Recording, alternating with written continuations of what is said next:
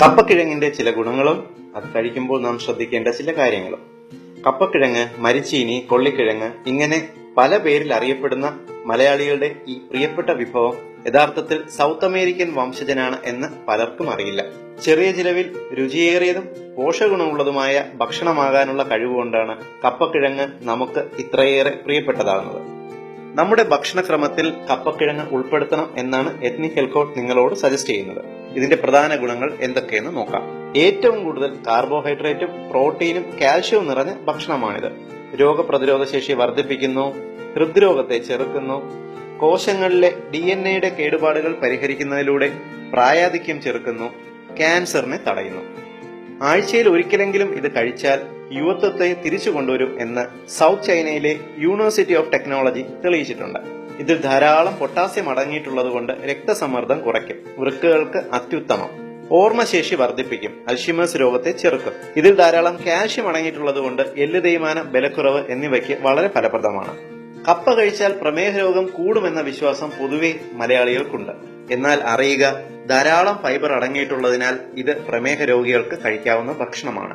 2006 ആഫ്രിക്കയിൽ നടത്തിയ പഠനത്തിൽ പതിവായി കപ്പ കഴിക്കുന്നവരിൽ പ്രമേഹ രോഗത്തിന്റെ തോത് കപ്പ കഴിക്കാത്തവരെ അപേക്ഷിച്ച് വളരെ കുറവാണ് എന്ന് കണ്ടെത്തുകയുണ്ടായി. നാം ദിവസവും കഴിക്കുന്ന തവിടില്ലാത്ത വെള്ളയരി ഉപയോഗിച്ചുള്ള ഇഡ്ഡലിയും ദോശയും ചോറുമെല്ലാം ഉപയോഗിക്കുന്നതിനേക്കാൾ വളരെ സുരക്ഷിതമാണ് കപ്പ എന്ന് തിരിച്ചറിയുക. നിങ്ങൾക്ക് മൈഗ്രെയിൻ തലവേദനയുണ്ടോ എങ്കിൽ കപ്പ കഴിക്കുക, തലവേദനയ്ക്ക് ആശ്വാസം ലഭിക്കുന്നതാണ്. ജന്നി അഥവാ ഫിറ്റ്സ് രോഗത്തിന് വളരെ ഫലപ്രദമായ ഭക്ഷണമാണിത്. മുടിപൊഴിച്ചിൽ, പ്രത്യേകിച്ച് തലയോട്ടിയിലെ ഫംഗസ് ബാധ ചെറുക്കാൻ ഇത് വളരെ ഫലപ്രദമാണ്. ഇനി കപ്പക്കിഴങ്ങ് കഴിക്കുമ്പോൾ ശ്രദ്ധിക്കേണ്ട ചില കാര്യങ്ങൾ കൂടിയുണ്ട്. കപ്പക്കിഴങ്ങിൽ ഹൈഡ്രജൻ സയനൈഡ് എന്ന ഒരു വിഷ സംയുക്തമുണ്ട്. കപ്പക്കിഴങ്ങ് വെള്ളത്തിൽ തിളപ്പിക്കുമ്പോൾ ഈ രാസവസ്തു ഏതാണ്ട് 90% വെള്ളത്തിൽ അലിഞ്ഞു പോകുന്നു. പക്ഷേ ബാക്കി 10% അതിൽ തന്നെ ഉണ്ടാകും. ഇത് നിർവീര്യമാക്കാൻ പ്രോട്ടീൻ അടങ്ങിയ ഭക്ഷണങ്ങളായ ഇറച്ചി, മീൻ എന്നിവ ചേർത്ത് കഴിക്കുക. നിങ്ങൾ വെജിറ്റേറിയൻ ആണെങ്കിൽ കപ്പയോടൊപ്പം പയറോ ബീൻസോ കടലയോ കറിവെച്ച് ഉപയോഗിക്കുക. ഈ പ്രോട്ടീൻ ഭക്ഷണത്തിലെ നൈട്രൈറ്റുകൾ കപ്പക്കിഴങ്ങിലെ രാസവസ്തുവിനെ നിർവീര്യമാക്കും. മലയാളികളുടെ ഇപ്പോഴത്തെ ഒരു പ്രധാന ദുശ്ശീലമാണ് കപ്പ ചിപ്സ്. ഇത് കഴിവതും ഒഴിവാക്കുക. കാരണം കപ്പ ചിപ്സ് പതിവായി കഴിക്കുന്നവരിൽ കൊളസ്ട്രോളും ട്രൈഗ്ലിസറൈഡും കൂടുന്നതായി പഠനങ്ങൾ തെളിയിച്ചിട്ടുണ്ട്.